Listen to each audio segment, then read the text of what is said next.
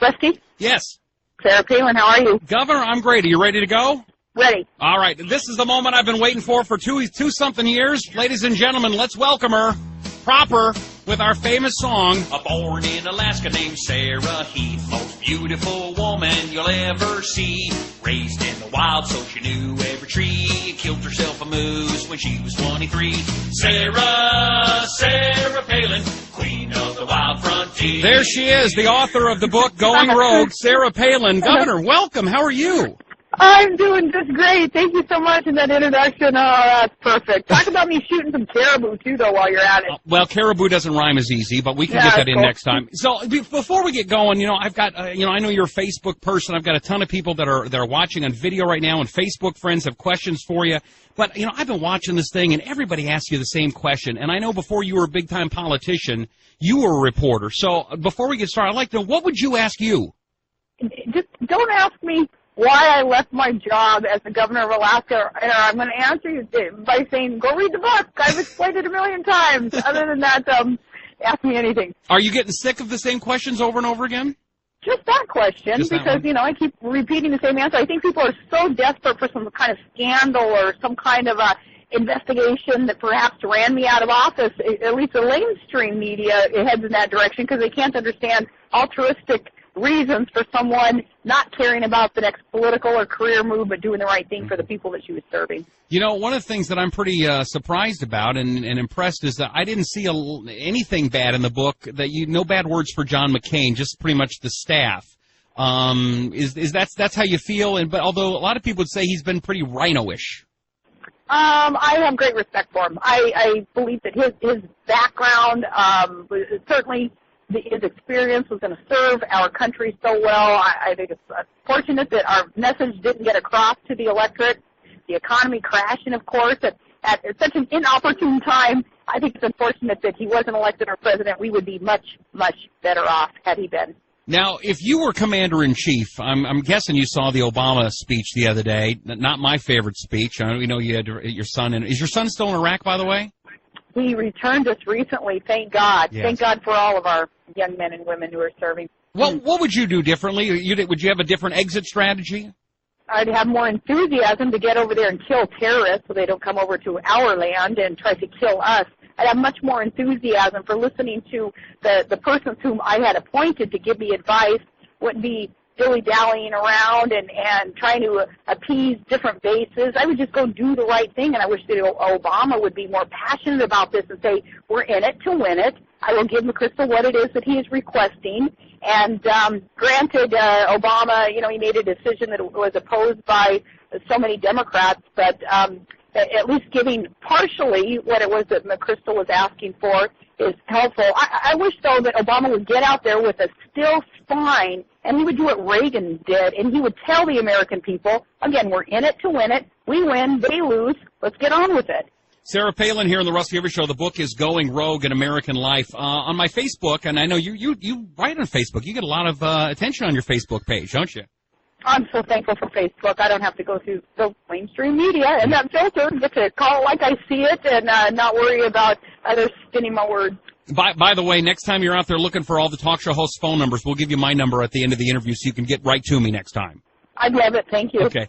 Larry Poole, one of my Facebook friends, writes, Sarah, in your book, Before Running for Governor, you describe a feeling of a public service career cut short and a fire in your belly. Do you get those feelings now as you tour the country? Ooh, that's an awesome question. I do. And I don't know if my next move will entail seeking a title necessarily, but the fire in my belly more, it's burning harder, brighter, more aggressively than ever before, is to help get America back on the right track militarily and economically and values-wise. And I'm going to help other people certainly get elected who can cast some votes and put us back on the right track. Okay, economically, everybody's looking at economics. What do you do different than, should we be spending more money? Oh, this is ridiculous, and I don't want to sound so negative and pessimistic, but it is ridiculous what Obama is doing with the economy. It makes absolutely no sense. Digging this hole of debt that our kids are going to inherit, I think that's immoral. He's not looking at cutting taxes on the job creators. This whole economy recovery has got to be about jobs, creating more jobs. The private sector has got to be incentivized to create more jobs. The way that you do that is allowing our private businesses to keep more of what they're earning and producing so that they can expand and prosper. That's just the simple free enterprise, free market principles that built our great economy that's kind of being atrophied now because of the Democrats and Congress doing what they're doing. You'd cut taxes, cut spending. Yeah, absolutely. Cut spending, yes. Truly, I think it's immoral what we're doing in building this deficit this year, the debt overall, and we're going to hand it to our kids and expect them to bail us out.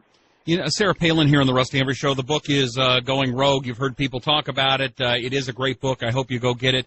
You know, you really seem unaffected by this unfair, tremendous media scrutiny you've been under. Why have you been able to seem so unaffected, or are you just good at playing it cool? No, I'm really, really thankful that God has orchestrated so many things in my life to allow me to keep things in perspective. I was thinking about this the other night, Rusty, that, yeah, some political shots that we take or my family or my administration had taken, I'm thinking, throughout all that, my baby boy over this year, he was born with Down syndrome, and he gives us his first smile and his first giggle through it all. So I'm thinking, these people who think that they're going to crucify me by saying mean things about me. No, I've got a healthy little baby boy, and that keeps things in perspective. And then, of course, my son in Iraq coming home after a year-long deployment safe and giving me that perspective on America's finest who are voluntarily willing to serve our country. That keeps things in perspective, and I can blow off a bunch of the bull crap that goes on in the political arena because of these things that God has allowed me to go through that, again, keep it in perspective. You have a daily Thanksgiving perspective almost. Yeah, that's right on. Sarah Palin here on the Rusty Humphries Show. One of the questions Jason asks is, would you make the birth certificate an issue if you ran? I think the public rightfully is still making it an issue. I don't have a problem with that. I don't know if I would have to bother to make it an issue because I think enough members of the electorate still want answers. Do you think it's a fair question to be looking at? I think it's a fair question, just like I think past associations and past voting records, all of that is fair game. I got to tell you, too, I think our campaign, the McCain-Palin campaign, didn't do a good enough job in that area. We didn't call out Obama and some of his associates on their records and what their beliefs were and perhaps what their future plans were. And I don't think that was fair to voters to not have done our jobs as candidates and as a campaign to bring to light a lot of the things that now we're seeing made manifest in the administration. I mean, truly, if your past is a fair game and your kids are fair game, certainly Obama's past should be. I mean, we want to treat men and women equally, right? Hey, that's a great point. And that weird conspiracy theory freaky thing that people talk about that Trigg isn't my real son. And a lot of people say, well, you need to produce his birth certificate. You need to prove that he's your kid, which we have done. But, so maybe we can reverse that and then you